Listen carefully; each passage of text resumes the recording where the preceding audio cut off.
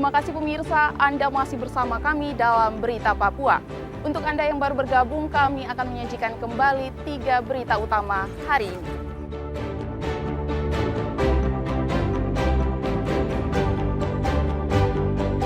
Sebuah pos keamanan di Kabupaten Mimika dibakar pemuda mabuk.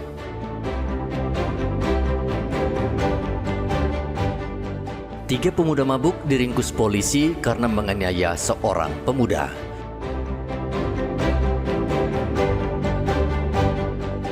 Berenang di lokasi wisata, seorang bocah di Kabupaten Asmat tewas tenggelam.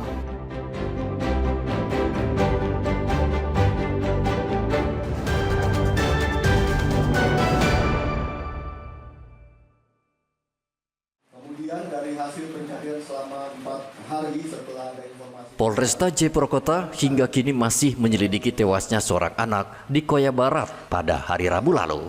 Hingga saat ini, polisi telah memeriksa 10 orang saksi, termasuk kedua orang tua korban. Kapolresta Jayapura Kota Kombes Victor Makbon mengatakan di tubuh korban ditemukan sejumlah luka, bahkan tangan korban putus. Sehingga ini diduga kuat adalah kasus pembunuhan, namun pihaknya tidak bisa berandai-andai karena masih dalam penyelidikan. dari hasil pemeriksaan, ya, kita memeriksa itu 10 saksi. Sampai dengan hari ini kita memeriksa 10 saksi. Kemudian kita juga sudah melakukan olah TKP yang sampai dengan hari ini juga kita terus melakukan olah TKP untuk menemukan petunjuk-petunjuk. Ya, kemudian juga yang ketiga kita sudah melakukan visum terhadap korban, di mana dari hasil visum ya walaupun ini belum resmi bahwa ada luka yang dicurigai ya merupakan perbuatan pidana. Tapi nanti kita akan terus melakukan penyelidikan apakah ini memang suatu tindak pidana atau bukan. Kematian Nur Alisa Aulia, bocah berusia 3 tahun, menggegerkan warga Koya Barat, Kota Jayapura pada hari Rabu lalu. Korban ditemukan di sebuah kolam yang hanya berjarak 250 meter dari rumahnya. Sebelumnya pada hari Minggu, korban hilang saat bermain di depan kios.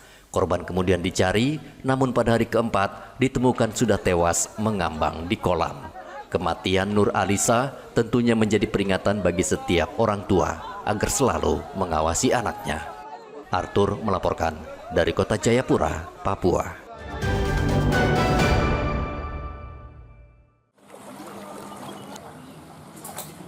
Hujan yang mengguyur Merauke, Papua Selatan sejak Sabtu malam menyebabkan banjir di sejumlah kawasan. Kawasan terparah yakni di Jalan Asmat, Jalan Marin, Muyu, termasuk kawasan perumahan Lampu Satu Indah yang sudah menjadi daerah langganan banjir. Ketinggian banjir mencapai 50 cm.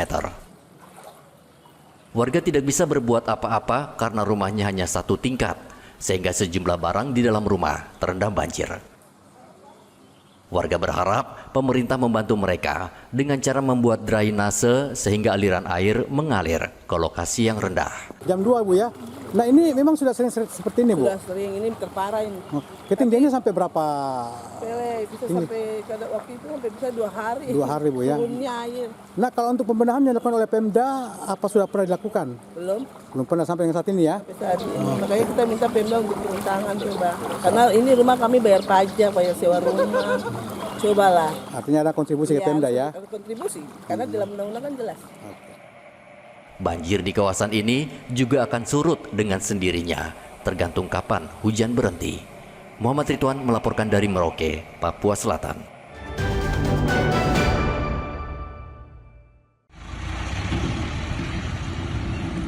Tujuh narapidana dan tahanan yang kabur dari lapas kelas 2 Sorong, Papua Barat Daya hingga kini belum ditemukan. Polisi dan pihak lapas masih terus mengejar para narapidana.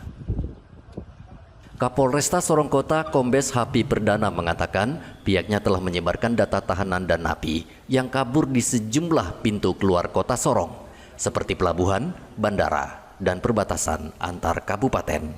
Ada pengawasan khusus Pak di pelabuhan atau di bandara supaya nggak kabur keluar daerah Pak? Oh ya, pasti. Jadi setelah koordinasi dengan lapas, kita minta data-data warga binaan yang kabur, gitu juga foto-foto.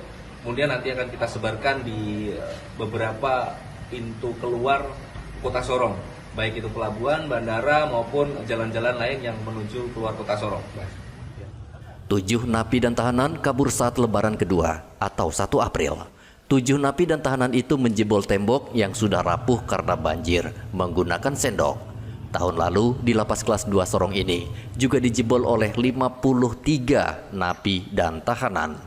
Dari 53 napi dan tahanan yang kabur, masih ada 32 orang yang belum berhasil ditangkap.